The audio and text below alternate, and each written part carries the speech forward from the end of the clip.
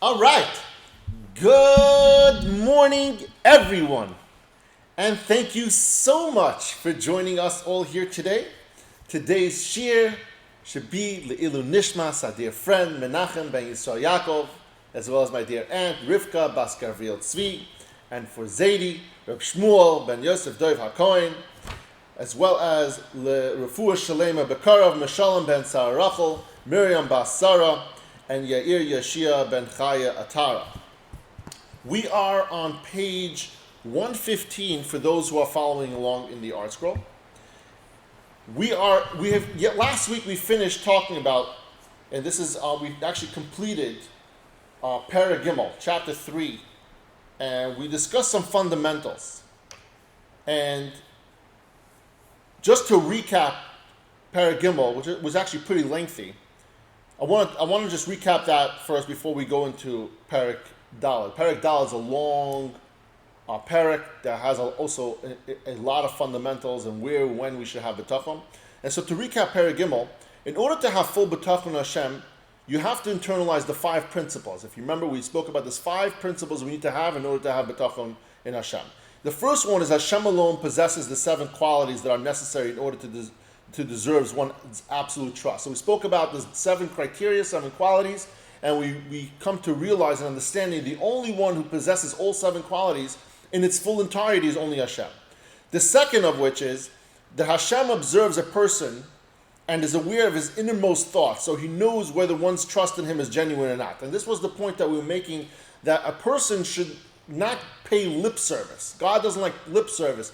Don't say, hey, I join a Shaar Habitachon share every single day and I'm full of Bitachon, but in your heart you don't feel that way necessarily. The third one was, Bitachon calls for placing one's trust exclusively with Hashem and trusting in Him only in its entirety, and that we shouldn't split the trust between Hashem and somebody or someone else. And the idea over there was, we gave a few different concepts over there, that you're kind of not really fully trusting Hashem at that point. You're saying Hashem is good for some stuff, but not for everything. The fourth principle was, along with Bitachon, a person must be vigilant in order to make sure that he fulfills all Hashem's mitzvahs and also to refrain from doing averos. And he says that you're a hypocrite if you're trying to be a Baal Bitachon, but at the same time you're going against God's will. The fifth of which we understood that Hashem has a piece of software, so to speak, that He runs the world, and He calls it cause and effect. And we have to understand that Hashem uses this cause and effect in order to run the world. And then afterwards, you have to do a shtadlis in order to kind of play into that and be part of that cause and effect system. And the reasons Hashem wants people to work for a living, we spoke about, there's 2 reasons why a person needs to has to do a shtadlis. One of them we have to do is in order to test the loyalty to Hashem. Hashem provides us with opportunities, with tests throughout our lifetime to do mitzvahs and refrain from doing averos. That's one reason, and that's what we needed that for aliyas neshama, because we understand that a neshama in Shemayim can't be elevated because it doesn't have opportunities, doesn't have these, so to speak, these tests in order to be able to get those schar in order to have the aliyah. The second reason why we need to be involved in the shtadlis was to keep yourself occupied, and you shouldn't get involved in doing sins. And we got into that.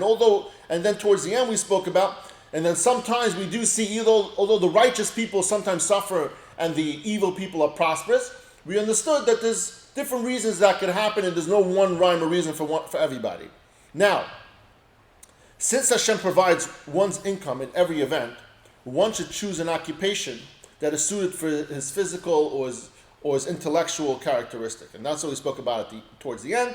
And then the very last thing we spoke about, that even when times are tough, even when we are not doing as well as we used to, or we're not getting to a place we want to get to, we have to remember a big part.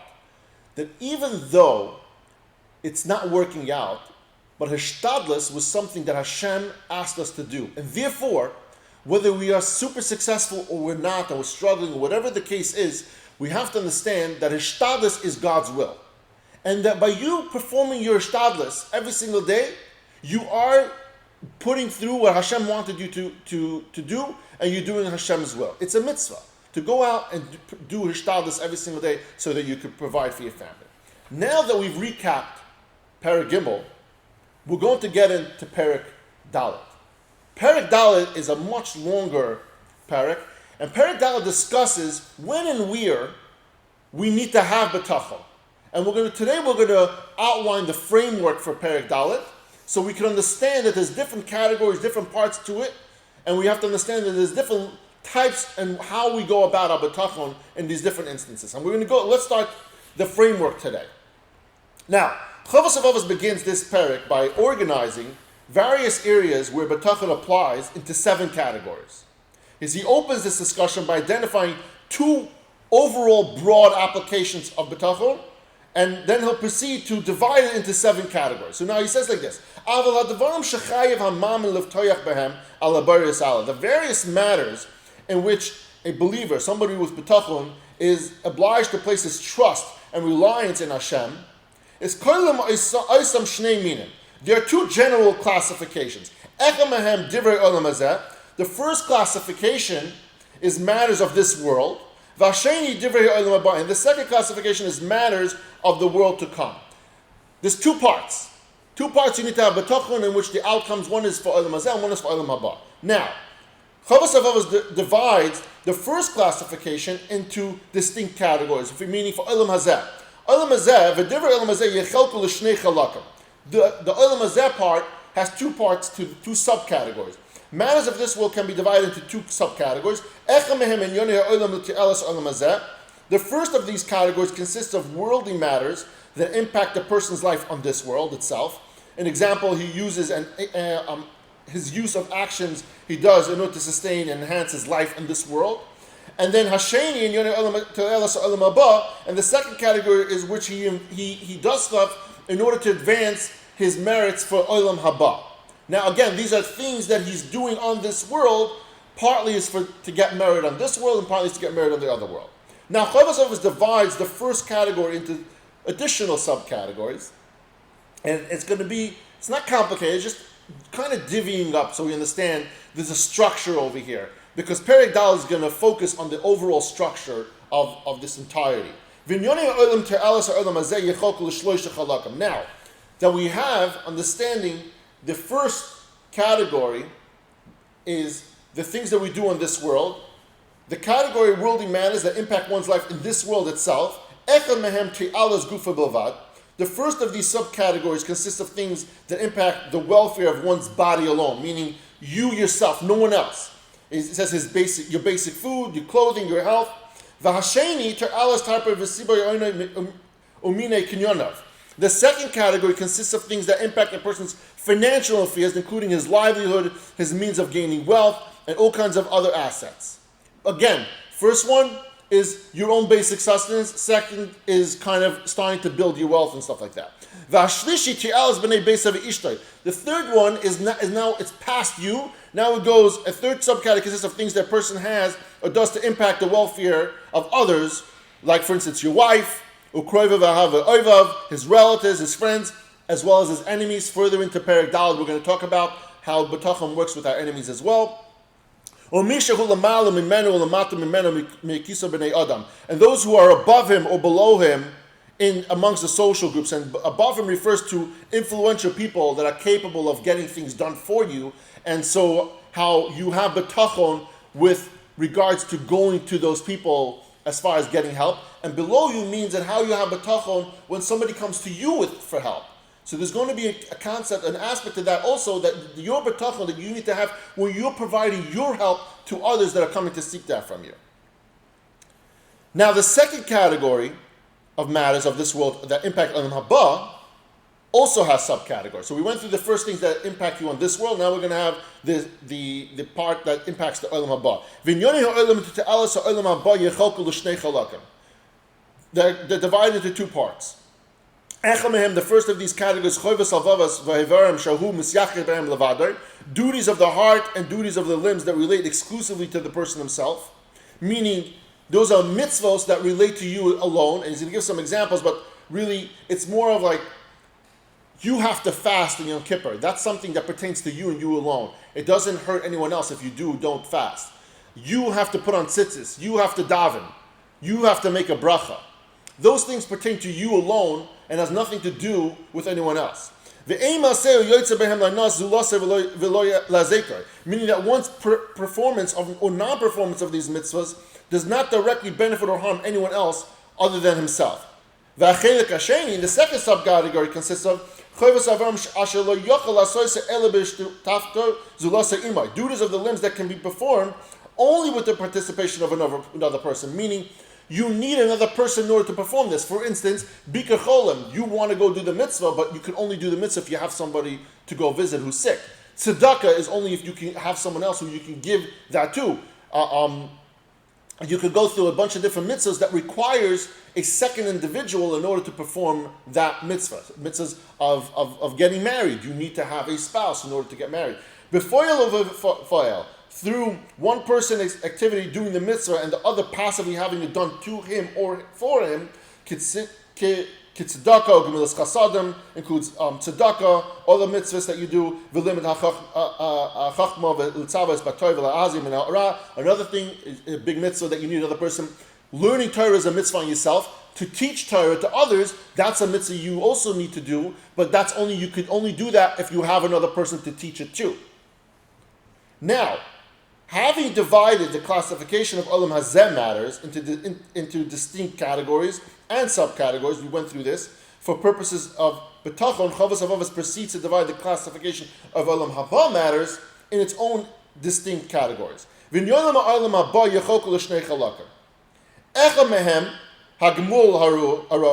first of these categories is the reward for in Olam Haba, that is commensurate with a person's performance of mitzvahs in Olam Hazeh, meaning the mitzvahs that you do today impact you in Olam Haba later on. Although a person may not see the reward for the mitzvahs in this world, the person has Bitachon, he trusts that Hashem will reward him for them in Olam Haba. V'hasheni, and the second category is additional bliss of Olam Haba that is not measured strictly according to the mitzvahs and that one has performed. This is something we talk about, the eternal goodness. The eternal goodness is something that Hashem gives you. It's not schar for mitzvah in Olam Haba. It's something that Hashem gives to those who the people who were so holy that they went above and beyond the call of duty. You're supposed to do these things, but the person has so much love for Hashem that this person went above and beyond the call of duty, and for that, Hashem says that I'm going to give you extra credit. Hashem is going to give you eternal goodness, and you see that in the pasuk in Tehillim. It says, sorry. I thought the pasuk was over there. It's not over there.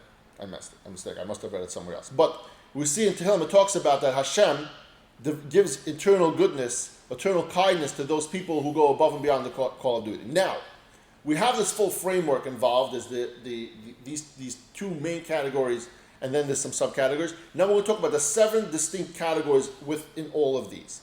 The 7 distinct categories that closes off this full framework is 7 distinct categories.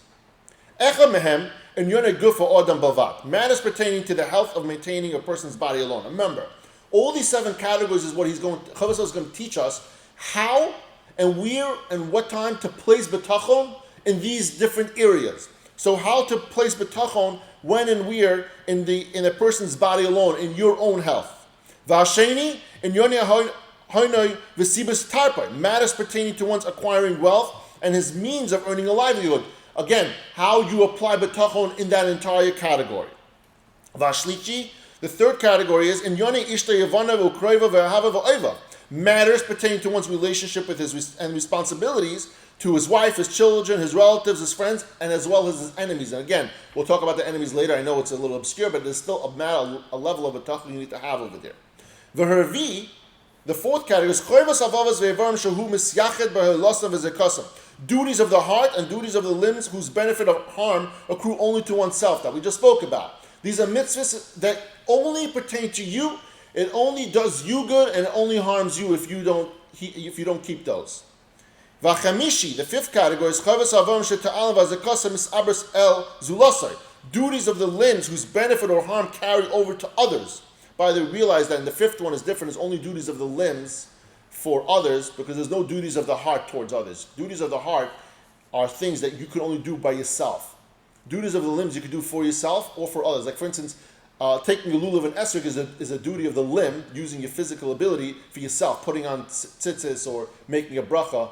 Duties of the heart is like, the mitzvahs say to love Hashem, to believe in Hashem. Those only pertain to you. But when you're doing for other people, it can't be something that's only in your heart. You actually have to physically do something if you want to help somebody else. You can't have a feeling in your heart for somebody else. So that's what only it names over here duties of the limb when it talks about other people. Vashishi, and the sixth category is Gemul ha'olam haba ashiyeh kifi ha'masam ba'olam hazeh, reward in the world to come that is commensurate with one's performance of mitzvahs in this world, meaning the mitzvahs that he does in this world, how he has bitachon, in order that understanding and believing and trusting Hashem is going to compensate him in the world to come. Vashavi, and the seventh one is Gemul ha'olam haba ashiyeh b'habari yizbarach al derech ha'chesed al segulosei v'ahavav, reward in the world to come that will be bestowed upon by Hashem as a kindness, as a gracious kindness upon His treasured and beloved ones, which is what we spoke about, the people who go above and beyond the call of duty, and Hashem wants to show you extra eternal goodness. And over here, here's the pasuk. K'moshe kasev, we know that He will bestow such kindness because in Tehillim it says, Ma rav tufcha asher tzafanta l'reyacha pe'alta l'choysem bach neged b'nei adam. How abundant is your goodness, Hashem, that you have hidden away for those who fear you, that you have performed for those who seek refuge in you and in the presence of men. And he says over here that abundant goodness applies more goodness than is rightfully deserved for the things that you have done for Hashem. Chovos HaLevavos adds a final introductory note in order to close out this framework that we're going to use for the entire Perek Dalet. The Kevan Shepirashti Hagdama. Since in the previous chapter that we spoke about, Perek Gimel, I explained the fundamental principles of Bitachon, which once they are internalized, make it possible for one who trusts in Hashem to have complete Bitachon in Him. It is appropriate for me, the Rabbeinu Bechaya says, to write in the Sefer, for me to continue in this chapter with an explanation of the correct ways of applying Bitachon. Meaning, there's a concept of having Bitachon, but there's also how to apply Bitachon. Because those lines will get blurred, and we're going to learn in Perek Dalet how we see there's a difference in the correct ways and the incorrect ways of applying Bitachon. B'chol echad mashiviyah devarim, into each of the 7 subjects that we spoke about. Asher behem yiftach kol b'teich elakim v'al zulasei. For those 7 categories encompass all the areas in which every person places reliance on something and must choose whether to place his reliance on Hashem or something else. And so he says he's going to show you the differences and how a person with, we're going to see it, there's going to be a lot of scenarios how a person with Bitachon deals with it and how a person who lacks Bitachon deals with it. It says, Echad, Echad. I will discuss each of the 7 categories one by one. And tomorrow, Mitzvah Hashem, we're going to start getting into those differences to show how, and now that we have the framework, we're going to understand better how to apply that, and he's going to explain that. And again, he's going to give scenarios in each one of those categories in order to show you the difference. Here's how you do it the correct way, and here is the incorrect way to do it. It might be a great thing, and I might write something up and send you guys out on a PDF on just kind of breaking down these categories, kind of like a tree, in order to have a better visual of it and to understand a little better, because it's going to be important for this parak. But maybe reviewing it for yourself would also help. But anyway, tomorrow, Mitzvah Hashem, we're going to get into it and discussing the different different ideas and how to apply and how to refrain from Bitachon, or how and when we should apply it. Thank you, everyone, for joining us all here today, and I love you all.